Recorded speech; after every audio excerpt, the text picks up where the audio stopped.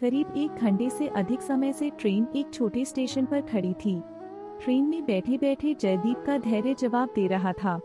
आजिज़ होकर वह अपनी सीट से उठ खड़ा हो गया। वह पता लगाना चाहता था कि आखिरकार ट्रेन इतनी देर से एक ही जगह पर क्यों खड़ी है। वह अपनी सीट से उठकर गेट के पास गया। उसने बाहर देखा कि यहाँ तो बारिश हो रही है। फिर जयदीप वापस अपनी सीट पर जाकर बैठ गया और अपने सिर के नीचे बैग रखकर लेट गया। काफी देर बाद उसे धीरे धीरे नींद लगने लगी थी। अचानक एक महिला ने उसकी बाजू को हिलाते हुए उसकी नींद उड़ा दी। वह उठकर बैठ गया। इसी बीच उसकी नजर एक अधेड़ उम्र की महिला पर गई। वो मैले कुचले और गंदे कपड़े पहने हुई थी और अपने हाथ में अपना हैंडबैग पकड़ी हुई थी। ट्रेन स्टेशन से बाहर निकल चुकी थी और अपनी रफ्तार पकड़ चुकी थी। नींद में जयदीप को इस बात की तनिक भनक भी नहीं लगी कि कब उसका हैंडबैग उसके सिर के नीचे से फिसलकर नीचे फर्श पर गिर गया था। जयदीप ने फटाक से अपना बैग उस महिला के हाथ से ले लिया और चेक करने लगा कि कहीं उसका पर्स और अन्य सामान गायब तो नहीं है। जैसे ही उसने अपना बैग खोला तो अंदर अपनी माँ का शॉल देखकर आश्चर्यचकित रह गया। बैग में सारे सामान व्यवस्थित तरीके से रखे हुए थे।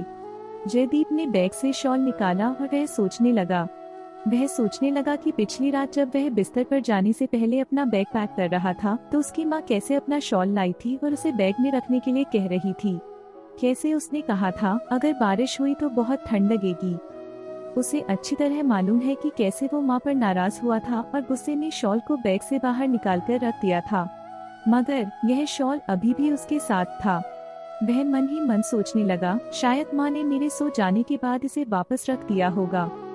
कुछ वक्त बाद जब जयदीप पानी लेने उठा तो उसने देखा कि उसका शरीर तो बुखार से गर्म हो रखा है।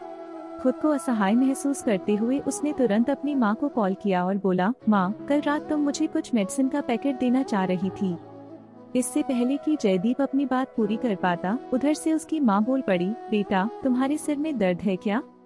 जयदीप कतई जाहिर नहीं करना चाहता था कि उसके बुखार के बारे में जानकर उसकी माँ बेवजह परेशान हो, इसलिए उसने कह दिया, हाँ माँ। उसकी माँ बोली, मैंने तुम्हारे हैंडबैग की सामने वाली जेब में दवा का पैकेट रखा है, तुम उसमें से निकालकर सिर दर्द की एक गोली ले लो। और हाँ, मैंने पैकेट में बुखार की दवा भी रख दी है, शायद कुछ खा लो। सुनो, मैंने तुम्हारे बैग में एक सैंडविच पैकेट भी रख दिया है। जयदीप कुछ घंटे बाद सोकर उठा तो पहले से काफी बेहतर महसूस कर रहा था। जैसे ही वह अपने पैर फैलाने के लिए उठा तो उसकी नजर गलियारे के पास बैठी एक महिला पर पड़ी। उसने अपने बच्चे को गोद में ले रखा था। खिड़की से ठंडी हवाएं आ रही थीं। उसके शरीर पर पड़े फटे पुराने कपड़े इस ठंड से बचाने के लिए नाकाफी थे। जयदीप ने गौर से देखा तो पाया कि अरे, ये तो वही महिला है जिसने उसे पहले जगाया था और उसका बैग लौटाया था। बिना सोचे समझे जयदीप ने बैग से अपनी माँ का शॉल बाहर निकाला और ठंड से काम से बच्चे को ओढ़ा दिया। उसने देखा कि बच्चा कैसे अब सुकून से सो गया है। जयदीप सोचने लगा, वह एक नहीं बल्कि 2 माताओं के प्यार और स्नेह की चादर से लिपटा हुआ था। माँ के प्यार की तपिश ही कुछ ऐसी है। आपको यह कहानी कैसी लगी हमें कमेंट कर जरूर बताएं। इसी तरह की अच्छी कहानियाँ आप यहाँ पर पढ़ सकते हैं।